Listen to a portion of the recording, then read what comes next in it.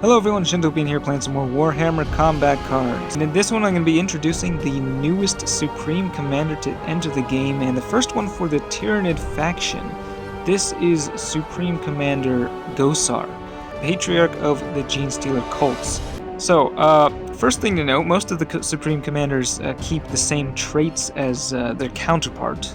But this one, they've actually changed the secondary trait, which was Outflank on the epic version of Gosar, to Fear for this legendary version. So quite a bit stronger trait changed there. And you can see at the max level, pretty massive psychic and melee attack. He's 80 points, so clocking in at the cheapest Supreme Commander of the bunch so far. Quite a bit of health. But this special rule is a pretty great one, and definitely fits the flavor of the Tyrannids. In fact, this was exactly what I was looking for a Tyrannid warlord, one that actually encourages you to include lots of low-cost, cheap cards to swarm the enemy. So, like every other Supreme Commander, this special rule has two parts. The first part makes it so each time a friendly card that costs 10 or less is destroyed, you get a token card of that added to your deck, which will show up in your hand later. The token card does not have the trait, which is important to note here. The second part of the special rule increases the base attack of all of your cards in your deck by 10%. So yeah, this doesn't affect the cards that are in play, unlike Zodgrod Wartsnaga, which has kind of a similar special rule going on there. But yeah, this one only affects future cards that you play. And although it does combo well with the many cheap Endless cards in the deck, because when that Endless card respawns, it does increase the attack stats of your cards. However, the Endless card that respawns itself will not have any attack boost at all. So, we do have a max level campaign where you can try this out, but I haven't gotten far enough to really show you an interesting match. I think it's actually more interesting to show you what he can do in ranked mode, though. So, yeah, I'm just running a level 3 warlord here, and I've unlocked the new mission reward from the current campaign. So this is a Brood Brother. This is the 4th Endless card that is under 10 points for Tyrannids. We've also got the Metamorph, the Gargoyle with Endless. There's also the Hormagaunt, which is the melee one, but since this is more of a ranged deck, I'm just using the ranged Endless cards. Then for other fodder, we've got the Biophagus.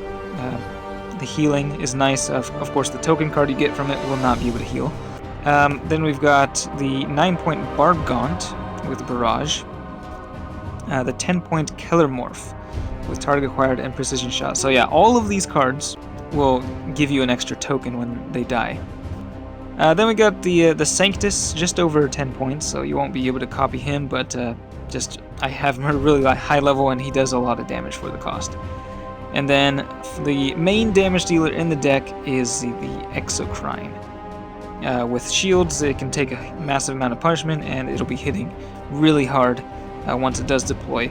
As you can imagine, you do want to deploy your weaker cards first, so that the ones that you deploy later, your strongest cards are getting the biggest buff to their stats. Now, it does make for a pretty slow play style, which is not really what I normally like to do. But it is very interesting and thematic, and I like what's going on here. So let's go ahead and deploy. Still early in the season, so we probably won't face anything too crazy, but just show you how this special rule looks in action. Alright, so we are up against Morven Vol, running only 4 bodyguards. And yeah, these are pretty low level cards here, but we'll drop our level 2 Brood Brother here first, weakest card in the deck by far. Okay, they've got some pretty big stuff here. Basilisk. We do have the initiative. We'll drop the Gargoyle here next. You can see it's already gotten a buff to its stats there. I should probably slow the thing down. I always forget to do that first time I play a game, just to show you what the little animation looks like. Now, the one kind of problem with this deck is that you end up with so many cards in your deck that you don't have as much control over when you can play things. So that is kind of the one downside. Now you can see here we've already got the attack boost on some of these guys. Yeah, deploying this guy really not ideal. But you know what? We'll just throw it on the Sanctus for now. Definitely not the ideal starting hand. Wow, they've got 3 barrage units. They're gonna be blowing up some Xenos here. We'll go ahead and just hit them with a ranged attack here on turn 1. Sanctus will be able to poison the Rogodorn, and that'll be dealing, I think, 20 damage at the end of each turn. Okay, now on their turn, they're just gonna blow a bunch of stuff up. We can slow it down a little bit just to see the animation there. Goes off when cards are destroyed, indicating that you get, you know, the extra copy into your hand. And that is only the first time the card dies. You can see there, we went up to like, yeah, 8 cards in the deck. Okay. All right, now for wave 2. I think, yeah, we do want to use the Barb Gaunt to sort of knock out the stacks of the Holy Aegis that are protecting the enemy tanks there. I guess we'll drop Brood Brother number 2, so he's just slightly stronger. Barb Gaunt dealing 72 damage, that's pretty good. So yeah, the future duplicate, the token cards, although they don't have the trait, they do, you know, of course, receive buffs. And how many buffs they get will be depending on at what point they were added to your hand, of course. So yeah, I'm not doing too much damage yet. And they are, wow, just blasting through everything here. Let's see what shows up next. We still have tons of cards left. We'll drop the Gargoyle. This one has 56 ranged. We got the Barb Gaunt again. Only 53 there because, you know, it just died, so it didn't actually get that many stacks. So that is actually one thing I didn't really think about, but one thing you sort of have to keep in mind when playing this deck is that cards that die later on won't actually be benefiting from as many stacks, if I am interpreting this correctly. Okay, so we do have this guy.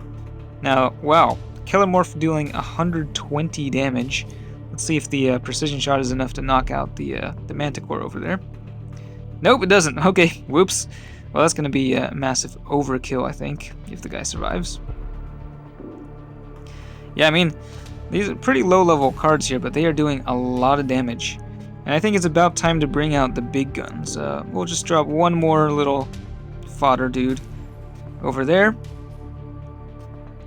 And then bring out a healer. Man, how does this thing still have the stack of this left? Alright, we're just gonna drop the Exocrine. It's dealing 218 damage here. So, and that was one of the last cards we'll be deploying. We can also take a look at, you know, Gosar himself. He's also benefiting from this. So, level 3 and already at 211 melee attack, and that's without the Inspiring Presence. That's just an insane amount of damage. So unfortunately they moved the Basilisk out of the way, and Kellamorph is just going to be targeting that healer. Yeah, but yeah, just crazy amounts of damage. And we get another Kellamorph in the hand.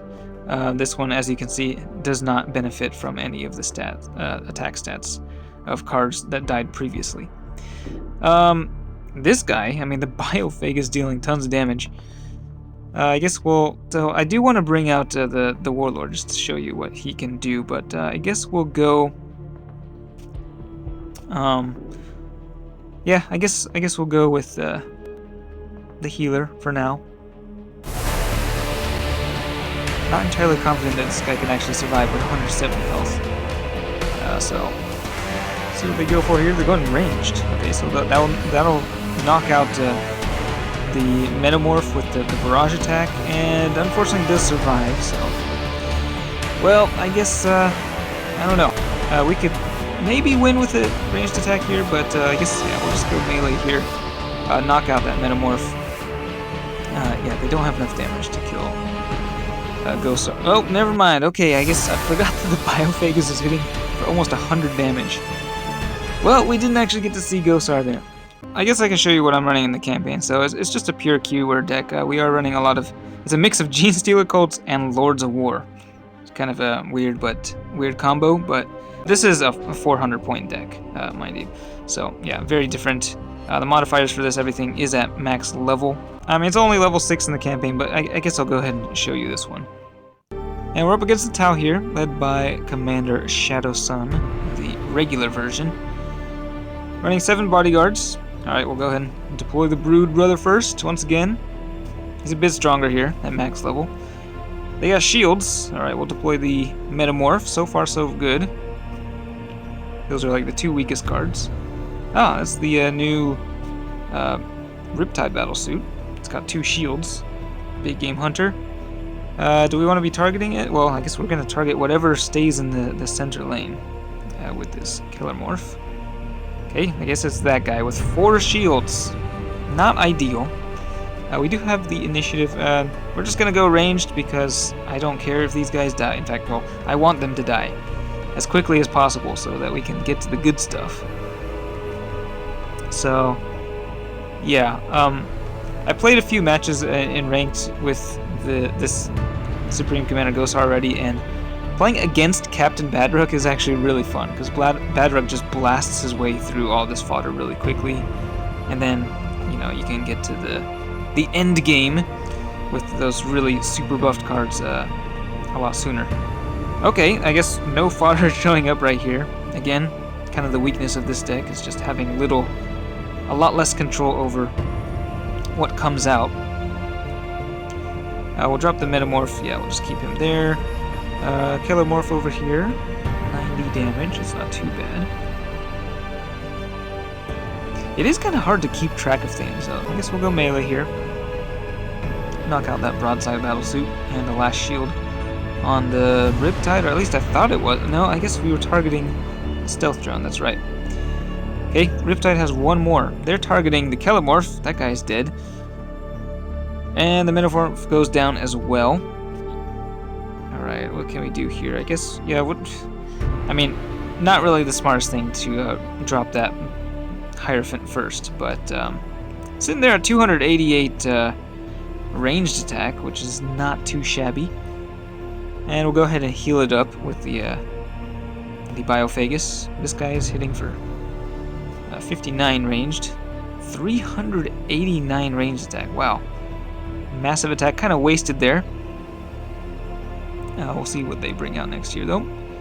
Target acquired. Wow, if that target acquired, I was gonna say if that goes on the Hierophant, they could have actually maybe come close to taking that thing down. But they're just going Psychic now, debuffing the ranged, and we'll just keep going ranged here. 288 damage, being able to poison everything, and that's 25 damage at the end of each turn from that poison. Pretty good against things with shields and whatnot. The Goliath Rock Grinder just gets blasted away. We got a Brood Brother. Let's see. Do we want to bring him out, or let's look? Wow, the Harridan. I think we can just bring out the big stuff at this point. Don't really have to worry so much. I think we've buffed everything sufficiently with all these guys dying. They're getting a pretty massive ranged buff though here. Let's see how much damage this Riptide can do if they go ranged. And which they are. 116 getting increased to 203. It's quite a bit. We're so close. So close to bringing out Gosar, but just we're just 1 Brood Brother away. I'm gonna bring him out because I just really want to see this guy on the field. And yes, we will be able to see it, I think. Now, Shadow Sun, that massive ranged attack, doing some good damage there. We're just going to go Psychic, because if we do anything else, we are going to win the game. Don't want to win just yet. So we'll just go ahead and ready here. And now we can bring out the Patriarch himself. Here he comes with the Inspiring Presence. That's going to further buff my guys for a pretty ridiculous amount. Hierophant now dealing 374 range to the Harridan 312. They're going ranged attack. Now this is actually a change to the AI. Previously the AI would have never done that, just killing itself.